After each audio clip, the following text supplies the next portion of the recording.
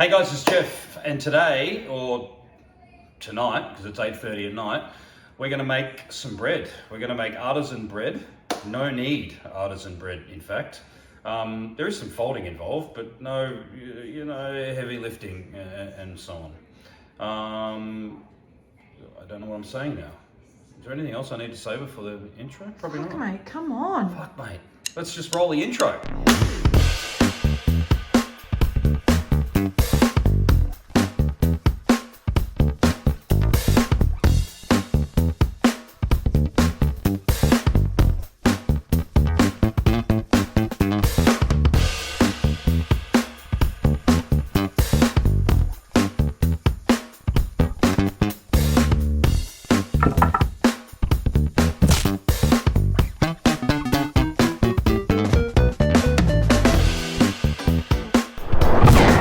Okay, no-knead artisan bread. So what we're going to do is we're going to show you guys how to do this, but we're going to do a bit of an experiment because I normally make this in the oven, in a Dutch oven, and we're going to do that, but at the same time we're also going to make a loaf in the Kamado Joe, which I've never done. And I'm thinking we might have to do slightly differently to the way I do it in the oven, but we're going to see, and then we're going to test them both at the end. So we're going to start off with a Poolish. And we're going to make two side by side exactly the same. What's a Poolish? It's basically a pre-ferment, and that's the secret to getting the crusty, chewy, beautiful bread that you just want to tear apart and dunk into olive oil and dulka and cheese and everything else, all that good stuff. So here I have 150 grams of bread flour in each of these containers. To that, I'm going to add 150 grams of water. So we're going to measure this out. This is room temperature water. I'm going to pour this in here. That's it, 150. And to the water, I'm going to stir in about 1/4 teaspoon of dry yeast. So we'll just pop that in there like that. And we'll just stir that in until it dissolves. That goes in here. And all we need to do is just stir that up. And yes, this is meant to be a runny mess. This is not meant to look like dough. This is a pre-ferment, I guess kind of like starter, if you like. So mix it until it's thoroughly combined.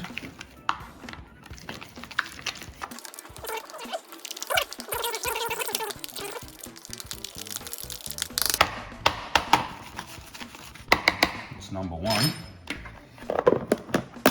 done. Same thing again, 150 ml of water, 1/4 teaspoon yeast. Stir this up, you can use the deli spoon, that doesn't matter. And into the flour.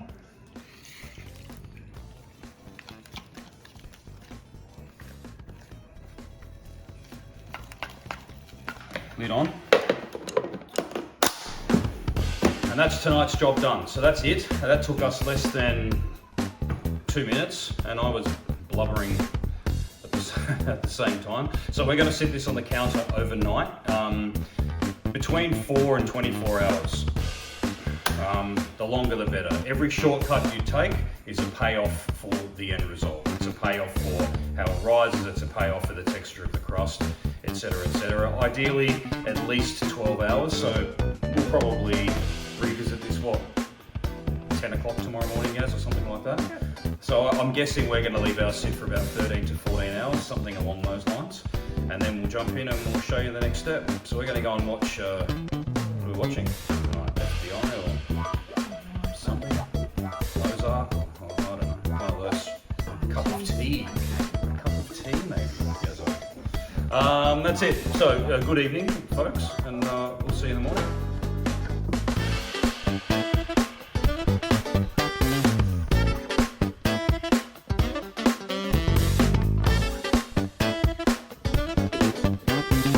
Day. We have our science experiment here,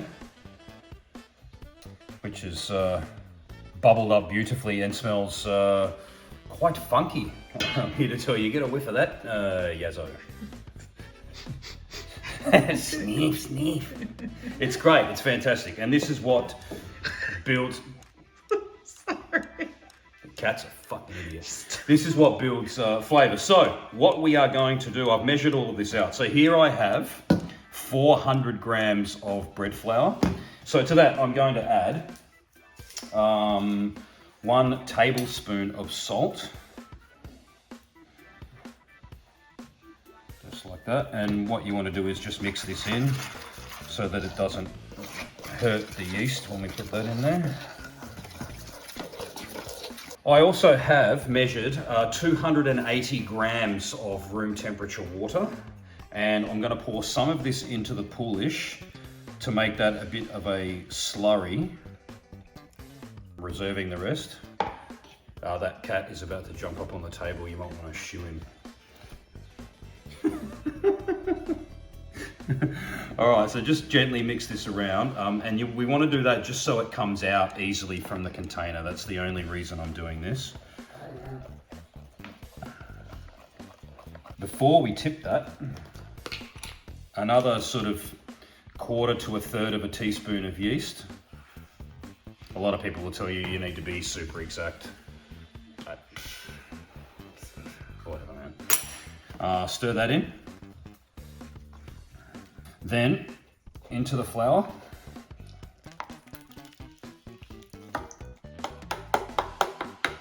Can you just hold that spoon for a second for me, Yazzo? There we go, beautiful. And then rinse this with the remaining water. And that goes in.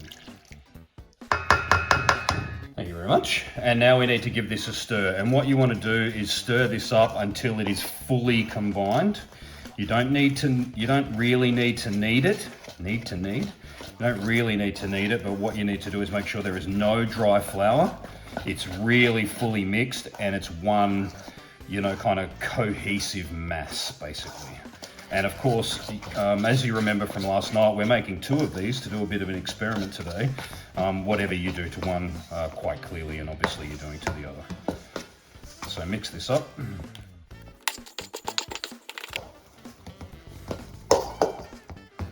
Until you've basically got that.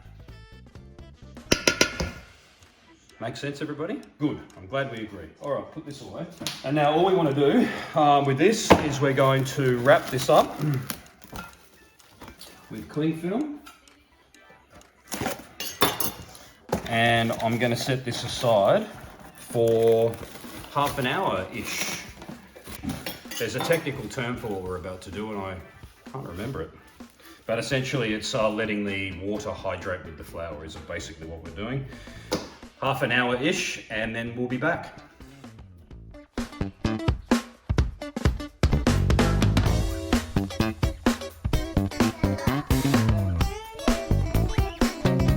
Okay, half an hour's passed. It's hydrated well. So what we need to do, wet hand, I just keep a little bowl here. If you don't wet your hand, this is just going to be a mess. And what you want to do is get in here and lift it up and fold.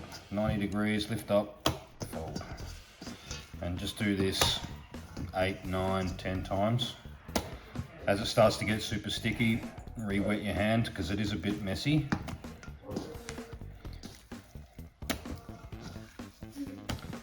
Until you start to feel it getting a little bit stronger. Like that. And then you want to do this little tuck move. So you go under there like that and tuck it over itself. Getting that okay there, Yazzo? Guess so. And you can see here that it's starting to get a little bit smoother. Not any easier to work with, mind you, because it's still as sticky as, well, something that's very sticky. Your personality.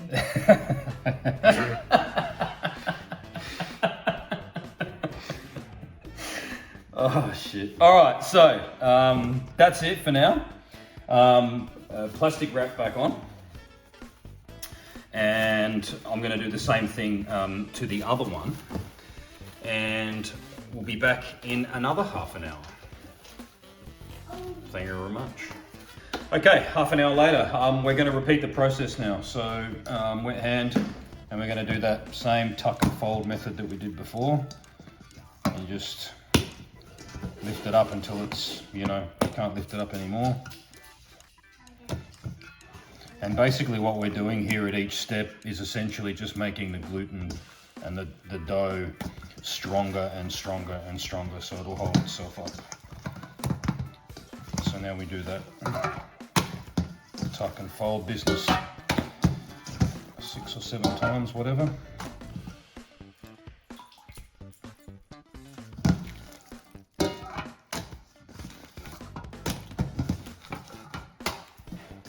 Just like this. And you can see that's starting to get a little bit more structure to it.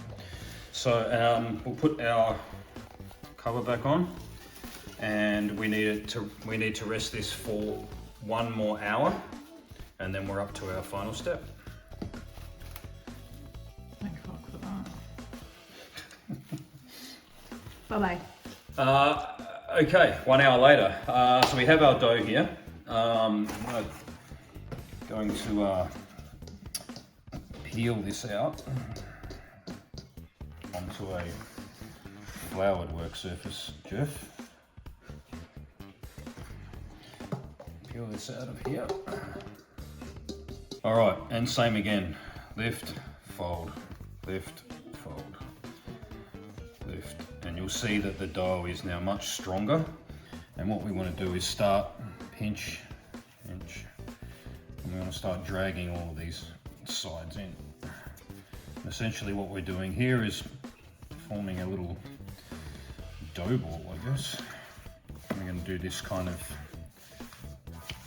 tuck method, which is kind of just lightly stretching it.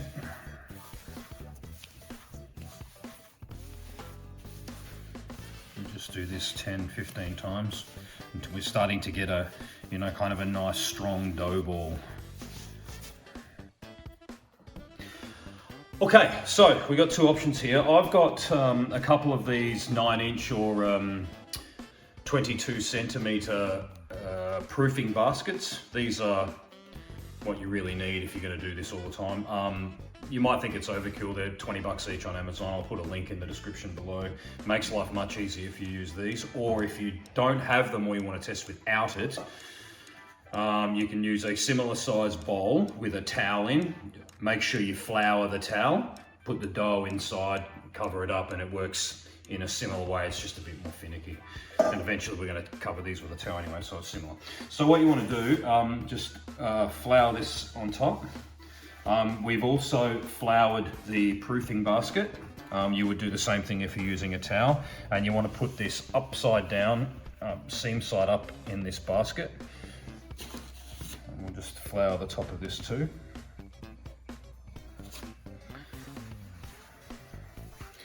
And we're going to cover that with a tea towel. And we're going to rest this for 1 more hour. So what we need to do in half an hour, you need to start preheating your oven. So for our oven bake, we're going to cook inside of a Dutch oven. What we need to do with this is preheat this with the oven. We're going to do that at 250 degrees Celsius. So put this in, turn the oven on at 250 and let this heat up. Then what we're going to do as our experiment is I've set up the Kamado Joe outside, and we're going to cook our second loaf open on the pizza stone in the Kamado Joe. And then at the end of the day, we're going to see how they both come out, and we're going to test which one we prefer. So that's what we're doing. I'm going to do this to the get my other dough ready as well, and then we'll see you back again soon. Now there's a bit of a maneuver to occur here. We're going to do the Kamado first. So what we're going to do is get our baking paper and put that over the top. We're going to take our plate and put that over the top, and then we're going to go here like that, and that's going to release nicely for me and play nice. Yes, it is. There we go. Look at that. Perfection. And now what we're going to do is we're going to go snip, snip, snip, snip, snip. And we're going to grab an art knife because this is much sharper, and we're going to go like that and like that. And out we go, Yazzo. Follow me, quick, quick, quick. And we're going to go straight on the pizza stone, and we're going to pray.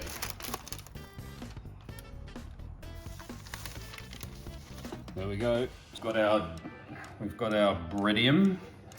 Again, same move. So baking paper over. Now I like to have a little bit longer here because I've got to drop this into a Dutch oven. Plate. Flip. And again, just gently release the basket. Oh no, that's fine. All right, there we go. And same thing, I'm going to give it a couple of snips and a slice or two. Perfect. And be quick, because you don't want this to cool down. This needs to stay super hot. So we need to drop this in without burning yourself, just like that. And back in the oven. Whoa. The oven just came apart. That's cool. That's how you do it. Okay. That was weird, glass came off. Okay, so set a timer for half an hour for the oven. And then we're going to take the lid off and do another 20 minutes. The Kamado, I'm kind of just going to keep checking it. I'm guessing it's about 30 to 40 minutes, but I don't know, fingers crossed. First time I've done it, I don't know. We'll work it out, right? It's first time I haven't tested something, so let's have a drink and pray. See you shortly.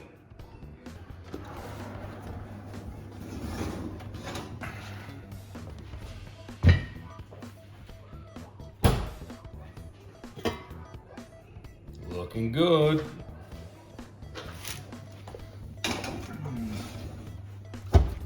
Back in for 20 more minutes. All right, let's see how we've gone here. Okay. Well, it's a little less uniform and a little less dramatic, but I'm good with it. It looks good. Let's get this guy off.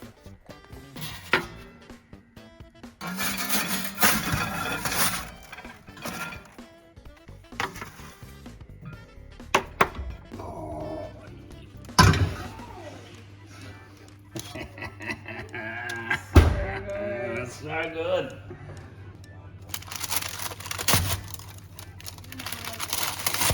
Oh, come on, get it.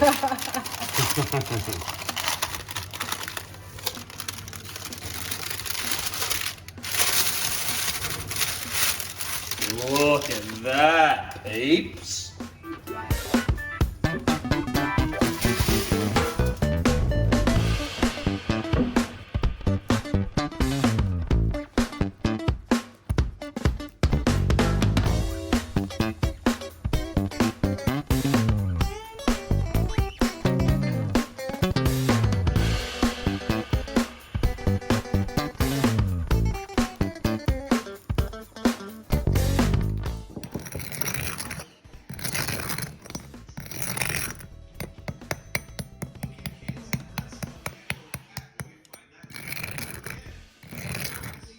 Okay, so that turned out great. I think it's pretty obvious who the winner is, and perhaps an unfair advantage considering we're cooking it in a Dutch oven and it's made it, well, a lot more uniform and the heat's a lot more concentrated. But, you know, I wanted to give this a try and see if I could replicate it in the Kamado without using a Dutch oven and just cooking it directly on the pizza stone. I think it's good. It definitely doesn't look as pretty, but let's cut it open and we'll see what it looks like inside, shall we? Still nice and crusty. This is an hour after cooking them, so they're a little bit warm still, but let's cut them open. So the Kamado one first.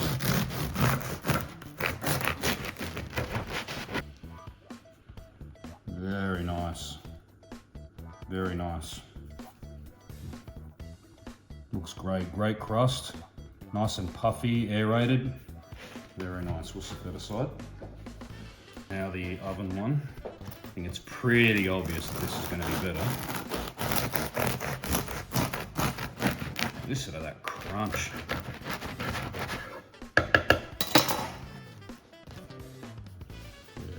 Yeah, really nice. Really nice. It looks better all round. It feels better all round as well. Have a look at that. Very nice. And you can see it's just blistered better. It's blistered better. It's, I think it's, yeah, the concentrated heat's just magnificent. Let's cut a slice and we'll have a taste, I reckon.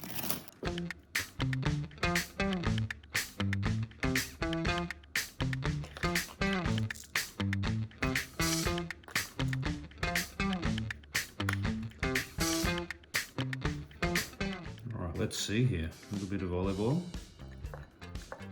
a little bit of this magnificent dukkha. It's fennel and pistachio based, beautiful. All right, cheers.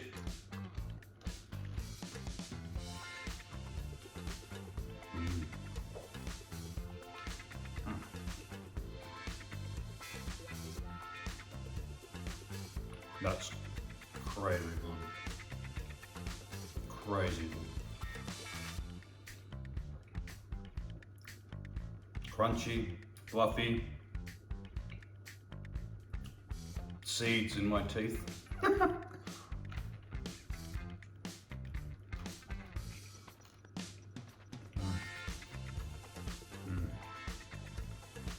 Beautiful, definitely give this a try. To summarize everything, I'll put the steps down in the description below. And if you wouldn't mind, please like and subscribe and comment. Tell us how you did. Tell us what you perhaps would do differently in the Kamado to see if you could get it to replicate as well as the Dutch oven if you're a Kamado user. We'd love to hear your feedback and your suggestions, and perhaps I'll give it a try again real soon. Greatly appreciate you watching, and we'll see you on the next one. Cheers.